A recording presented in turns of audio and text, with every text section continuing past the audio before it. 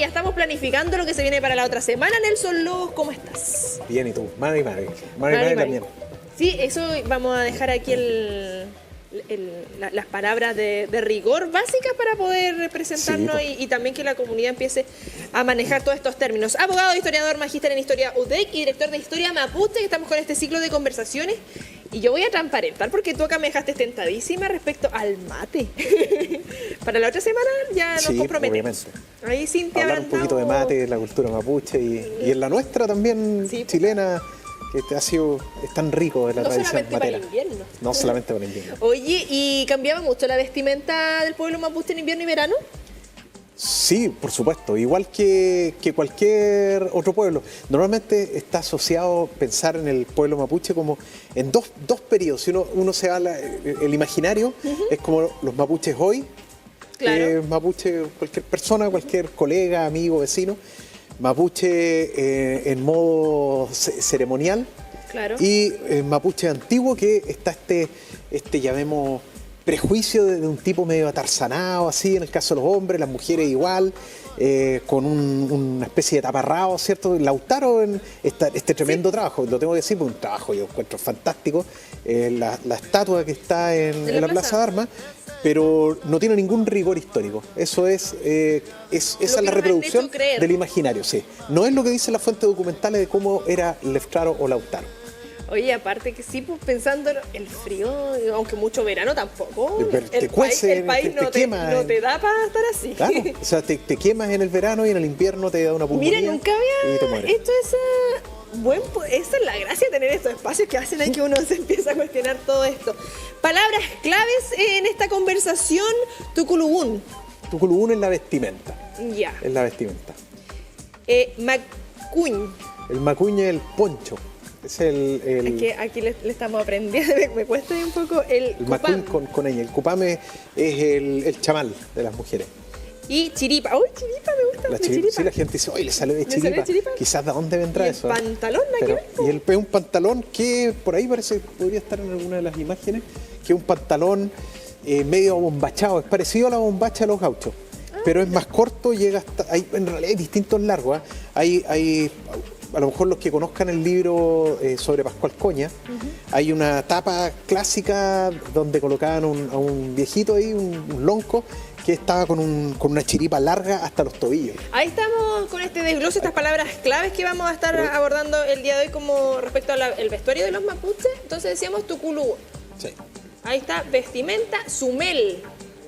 Los Zumel, como con una Z, pero la Z no es así, pues que no es española, es una Z como Mapuzugún o Mapuzugún con D, pero es como muy sutil, es como suave, la lengua, con la punta de la lengua en los dientes. Interdental, creo que le dicen los lingüistas.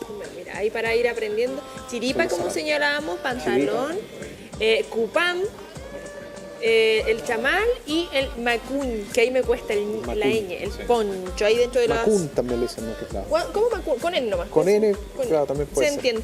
Y claro, respecto a este imaginario que vamos creando y que vamos viendo ahí en algunas, no sé, típico libro de historia, que es como dentro de las ilustraciones, ¿cómo va variando también a medida que va pasando el tiempo? Porque acá esto es respecto a mediados del siglo XVI. Claro, mira, la inquietud... por lo menos mía en torno a esto empezó por las cosas lógicas.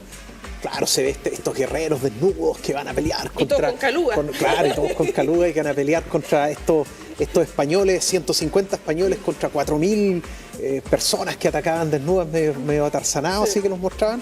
Y nada calza, tipos peleando descubiertos. ¿Qué clase? Y claro, y por un lado se dice Lautaro, gran estratega, o Leftraro, pero manda a sus soldados a pelear desnudo, no calzaba. En pelota. En pelota. Entonces ya me puse a estudiar en su tiempo, tras las fuentes documentales, y por ese entonces nosotros trabajamos con la serie Siriado asesorándolo. Ya, sí. Y bueno, Carmen Gloria López, saludo para ella si está viendo el programa. Ella... ¿Vestuarista? ¿Cómo? ¿Es la vestuarista? No, periodista y guionista también de Leftraro. O sea, de Leftraro, de Siriado.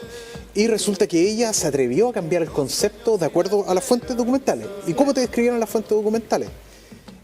Bueno, dicho sea paso, y de ahí otros valientes que quisieron romper, y esto es muy valiente porque están dentro del sistema, que es el Museo de la Historia de Penco. ¿Ya? Que en este caso Gonzalo Bustos, que era el exdirector, y hoy Jaime Robles también, y con todo el equipo de trabajo ahí, se atrevieron a decir, oye, innovemos y mostremos a los mapuches cómo los tienen las fuentes documentales. Y participamos también en un trabajo de recopilación, investigación histórica, que con la empresa Chucao, que ellos hicieron los maniquí, otro tremendo trabajo, se abrió una nueva vitrina en el Museo de la Historia de Penco para que lo visiten, porque ahora el museo está cerrado porque lo están remodelando, pero cuando se arregle, visítenlo.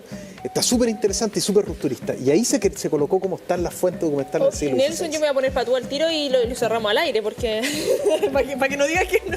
No, cuando abra el museo, ¿te tinca que vayamos a hacer una notita? ¿Ya? Y ahí tú mismo nos vas haciendo la explicación respecto a lo que está ahí en exposición. Ahí, Cintia Arandao, ya tenemos 2 misiones con Nelson. Anotando. Vamos anotando porque aquí no me da el teléfono. Porque claro, para conocer y además haciendo esta invitación a la ciudadanía que se sume y conozca nuestros espacios, que somos bien ingratos en ese sentido, vamos a otros lados a conocer museos y teniendo acá todo este aporte. ¿Cómo fue ese trabajo? ¿Cómo señalabas tú de investigación? ¿Y qué nos dicen los documentos? Bueno, los documentos en realidad, las fuentes tempranas, cronistas principalmente, igual uno lo ve en los testamentos que había de mapuches después, periodo... ¿Pero se le daba importancia así como para dejar registro o dentro de la cotidianidad? Sí, le daban importancia porque sobre todo los religiosos, pero también hay descripciones de militares, donde no sé, no me acuerdo quién dijo qué cosa, pero variaba la vestimenta entre los mapuches de Aconcagua, Mapocho, a los mapuches de Chiloé, por ejemplo de Chiloé, y que es obvio, zona Chiloé y Puerto Montt, que en realidad el nombre hasta los años 60 era Melipulli, después 50, 60, después cambió esto a Puerto Montt, usaban unos sombreros de piel, con cuero y con harto pelo, para protegerse de la lluvia. Es obvio, pero ¿cómo iban a andar desnudos con los fríos que hacen allá? Entonces, y describen muy bien la indumentaria de hombres y mujeres, y también la de los mapuches hay una diferencia entre los de Aconcagua y los de Mapocho y Santiago. Los de Aconcagua vestían más a la usanza tradicional. Ahí hablan de unas plantas con las que hacían la ropa. En cambio, los de Mapocho estaban mucho más tahuantinsuyo, atihuantasuyados. ¿Cuál es el tahuantinsuyo? El imperio del Inca. Y habían tomado mucho la cultura quichua. Entonces se vestían con algodón, por ejemplo, y usaban la ropa de los incas, estaban cambiando incluso la cosmogonía, relacionándose espiritualmente con el sol, los de Mapocho. Entonces estaban más ahincados, por así decirlo. Que los de Aconcagua... Que mantenían, ellos estaban en la resistencia, eso era como, podríamos acá decir, dentro de lo tradicional. Lo tradicional, sí. ¿Y que eso sería el pantalón? Como estamos hablando de sí, como claro, la descripción como una chiripa. Una chiripa. Claro. O sea, hablaban de unas camisas que les dejaban los hombros destapados. Ya. Y protegido. El macuy, no se habla del macuy en esa época todavía. El macuy aparece como en el siglo XVII. Lo que se habla es que como que se envolvían como una especie... Como vemos las fotos de por ejemplo, de los tehuelches. Ya. Mapuchizados también ellos, y que se enrollaban como un lulo, así se hacían. Ya, lo mismo los mapuches en esa época. Se enrollaban y se protegían así del frío. Descalzos también hay algunas descripciones. Ahí, por ejemplo, este es un trabajo del Museo de la Historia de Penco que nos facilitó esto. Súper, ahí con... Eric Vázquez fue el autor de estos PPT. Es como una capita. Claro, justamente esa es la mujer y los hombres, pero varía porque esto es más de Concepción y Penco. Las de Concepción, claro, ahí indica que andan como las del Mapocho, como que tú nos comentabas recién que traen las arcillas de cobre. Leamos, miren, el traje de esta gente era antiguamente unas mantas donde... de lana que les tomaba desde la cintura hasta las rodillas. Sí. Claro, hasta la cintura y hasta la rodilla, con una faja del tamaño y anchor de una cincha de caballo, se ata por la cintura, y otra manta pequeña echada por los hombros y presa en el pecho y dale hasta la cinta. Este era el antiguo traje, aun cuando ahora andan... Los más vestidos al modo del piru a causa de la ropa que de allá vienen de algodón. Son de buen parecer y dispuestos, y ellas por el consiguiente de buenos rostros. Precian de traer los cabellos largos, acostumbran las indias a pintarse la barba como los moriscos, hacen 3 rayas o media luna o la señal que se le antoja y los pechos de muñecas de los brazos. ¿Y eso cómo se lo pintaban? Con vegetales, tintas naturales. O sea, fíjense, hay uso de pinturas, hay uso de adornos, por ejemplo, creo que acá en Concepción se usaban de oro. El oro se usaba. A lo mejor era intercambiado comercialmente con el Inca, con el Tahuantinsuyo, porque había comercio, si no estaban estáticos, había un universo comercial. O sea, nada raro que encuentren cosas de repente del Tahuantinsuyo en Villarrica, que había hallazgos. Y no es que hayan llegado necesariamente allá, comercio.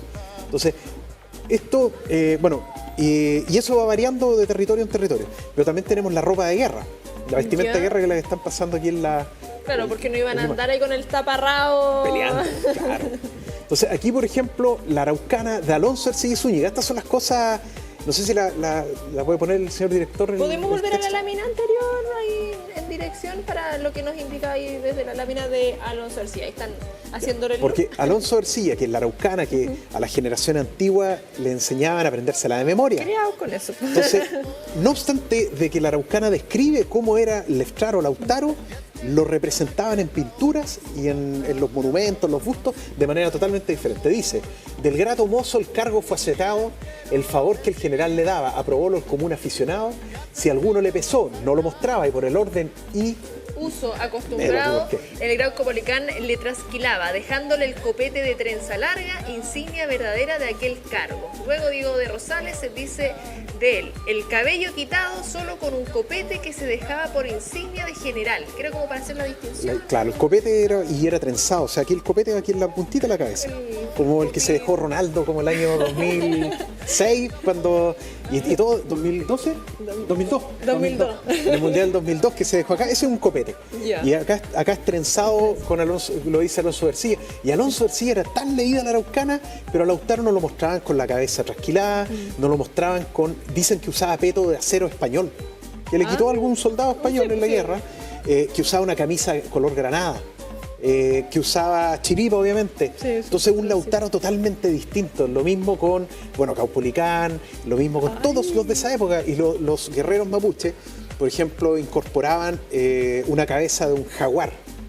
En el museo está la cabeza del jaguar. Te van a decir, ya tenemos que ir al museo. Chile, que era un jaguar con cómo Chile. ¿Cómo está eso? Porque el país mapuche comprende el Gulu Mapu, que nosotros conocemos como Chile, y el Puel Mapu o Guaysuf Mapu, más Puel. Y eso es lo que hoy conocemos como Argentina. Y en el territorio argentino están las cabezas, hay jaguares, o Nahuel, el Nahuel. Cuando ustedes escuchan un mapuche que se llama Nahuel, sí. Es porque es del linaje de los jaguares.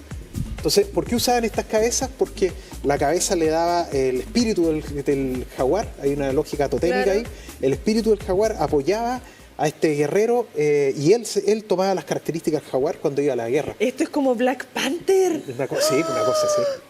Oye, pero es que de verdad, así, a lo mejor se pueden reír en la casa, pero es que hacer una mezcla de repente, sobre todo para los más chicos, con cosas que estamos viendo dentro de lo popular, que es Marvel, que no aprendemos esas cosas que no tienen nada que ver con nosotros, pero tenemos una versión, viene de antes, de hecho. Existe un cómic de Guido Salinas, no me acuerdo cómo se llama, lo pueden buscar en internet. Ya vamos a cambiar los temas, Nelson, y vamos a posicionar ese tema también. Oye, ahí está esa de mentira, sí, no salimos a cazar un Nahuel por ahí a caballo y con los lucados, las boleadoras, como lo hacían antiguamente. Oye, increíble respecto a esto. Y esa evolución del vestuario a medida que, claro, como tú señalabas, que un término que usaste cuando se iban españolizando. No, o sea, la verdad que después fueron integrando distintos... Ahí está la vitrina. Ahí está la cosita de metal que tú señalabas. No, ese es el español. Yo pensé que era que los españoles tampoco andaban todos así. Los españoles, los más ricos andaban así. El español normal, el de a pie, andaba igual que un guerrero mapuche. Pero ese como de guerra, asumo. Claro, pero los que tenían más recursos económicos podían andar con esta... Para protegerse. Los otros a veces no tenían ni espada. La pobreza de los soldados españoles era tremenda. Entonces, pero efectivamente, con el transcurso del tiempo se integraron nuevas vestimentas como los españoles integraron las mapuches. El comercio de poncho o macuín fue tremendo. En el siglo XVIII hay un registro de algo de 20.000 o 200.000 macuín, 20.000 parece, que se exportaron a Perú. O sea, los mapuches le vendían a los españoles de acá de Concepción y de acá se vendía, pongamos, a Perú el macuín. Y los españoles de la frontera, muchos vestían como mapuches. Esto era escandaloso para la gente de Santiago, que venían los señores ahí encopetados y veían a estos españoles que andaban con chiripa, que jugaban palinque. ¿Qué es esto? Y los loncos del lado fronterizo mapuche empezaron a usar sombreros españoles, a usar bastones de mando español. Entonces se genera esta cosa que hablábamos la semana pasada de la interculturalidad, el tema fronterizo.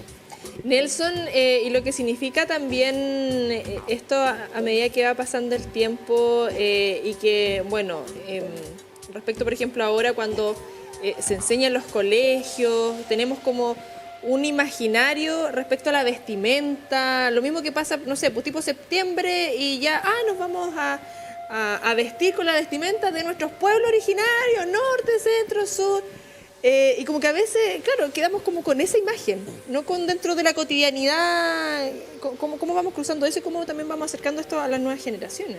O sea, la cotidianidad, las personas mayores, las mujeres sobre todo, y en algunos territorios usan la vestimenta, el munolonco, por ejemplo, que en la pañoleta la usan, también el cupam lo usan, pero la gente mayor, las chicas más jóvenes... igual que tú, cualquiera otra persona, igual que los hombres. Los hombres, los chachai, la gente mayor, el típico sombrerito de los años de 50, 60. Pero eso lo mantienen también respecto a dentro de esta tradición y me imagino como para situaciones especiales. No, la cotidianidad. Yeah. No, la situación especial, ahí se viste de lo que vemos en los medios de comunicación, la mujer con su platería, que la platería es un fenómeno más del siglo XVIII, XIX. Antes era... Ese accesorio ahí, ¿cuándo llega? Porque acá veíamos, por ejemplo, respecto no quiero decir el maquillaje, pero estas pinturas. Esto era oro, por ejemplo, brazaletes de oro que usaban. Después el oro empieza a caer en desuso. Ahí está, por ejemplo, esos brazaletes de oro. El cobre también se usaba.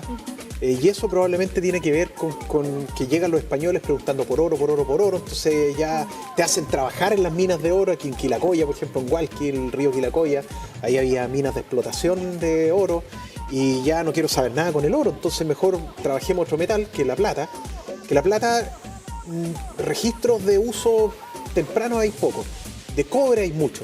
Pero la plata después, ya siglo XVII, XVIII, se ve la plata y después la plata se masifica. Y tiene también un trasfondo cultural, como protección, como contra. Claro. Como contra. Se te pone oscura la cadenita porque te están tirando para arriba. Claro. Entonces, la plata se integra de manera importante y también un símbolo de riqueza. Entonces, los grandes señores, los ulmen, que ulmen es como un hombre rico, a sus esposas, a todas se procuraban de traer, de que tengan su mayor cantidad de platería, sus caballos ajaezados con plata por todos lados. Esto el gaucho en Argentina toma mucho esta tradición y andan con los cabezales, creo, los caballos, con plata también los gauchos, y eso es tradición mapuche. Y eso ustedes son carísimas andar mandando a hacer eso. Espuelas de plata, todo de plata. Era la forma de ostentación de la riqueza mapuche en esos siglos. Pero antes había otra forma de ostentar la riqueza, que era la vestimenta española, hacían un malón y se vestían con cualquier cosa en un encuentro importante. De repente uno andaba con vestimentas de cura y con el sombrero de no sé quién, pero con eso se apropiaban simbólica y ritualmente del español y también ostentaban el poder económico y político respecto de sus pares o de los otros territorios mapuches también. Entonces la vestimenta es súper importante. Por eso queríamos abordarla el día de hoy. Hagamos esa invitación que tú señalabas cuando ya esté a disposición ahí desde el Museo de Penco respecto a todo este trabajo que se realizó y para poder ir conociendo un poquito más respecto a nuestros pueblos originarios. Perfecto, bueno, hacer la invitación a todos. El museo va a estar, no sé cuándo van a abrir realmente, pero van a abrir, así que esperemos que pronto. Ahí tiene un equipo fantástico que los va a poder acompañar y orientar y vayan a entretenerse y vayan a cuestionarse estas cosas. A ver ahí, porque es impactante que les digan este es un mapuche con una cabeza de jaguar, es como, ¿what? Y ahí están las fuentes, ustedes lo pueden leer y pueden conversarlo y pueden discutirlo en la casa. Esa es la idea, generar este debate y salir además de estos estereotipos y este imaginario creado que por muchas razones en realidad a veces no muy positivas. Y la otra semana nos vamos a cuestionar más temáticas con un matecito. Con un matecito. Ahora adelante, un matecito. Ahí para que la otra semana ya estén preparados también en su casa. Nelson, nos vemos la próxima semana que esté súper. Así que Mapuzungún, mate tuaín, cupeñi, capula mien. Vamos a tomar mate, hermanos y hermanas. Me lo va a llevar por escrito, para decirlo bien.